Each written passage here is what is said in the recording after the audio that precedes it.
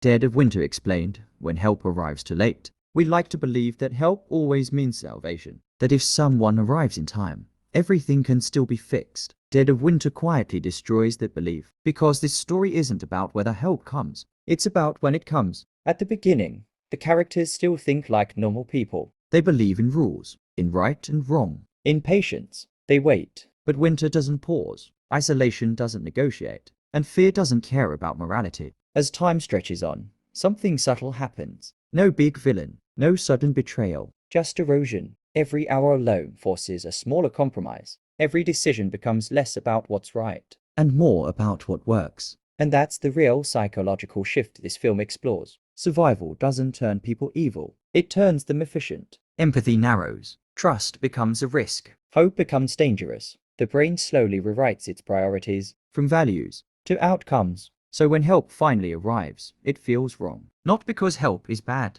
but because it arrives to people who are no longer the same. The film never says this out loud, but it's clear. Rescue doesn't undo what isolation has already changed. That's why the ending feels uncomfortable instead of victorious. There's no clean relief, no emotional reset, just the quiet realization that some lines, once crossed, don't uncross themselves. And here's the detail most people miss. The moment help arrives, we expect relief, but the film refuses to give us that comfort.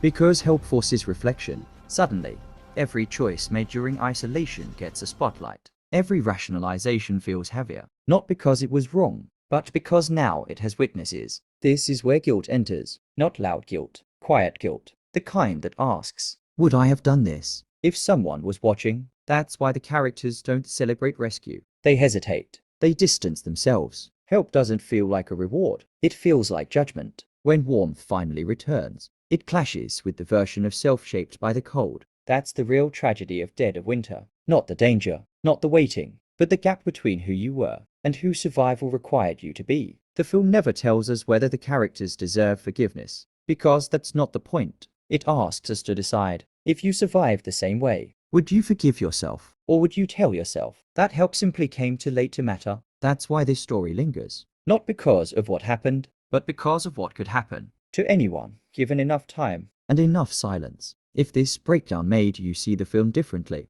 drop your thoughts below. And if you're drawn to stories about how pressure rewires the human mind, subscribe to Mentebit, because we don't just explain stories, we explain why they stay with you.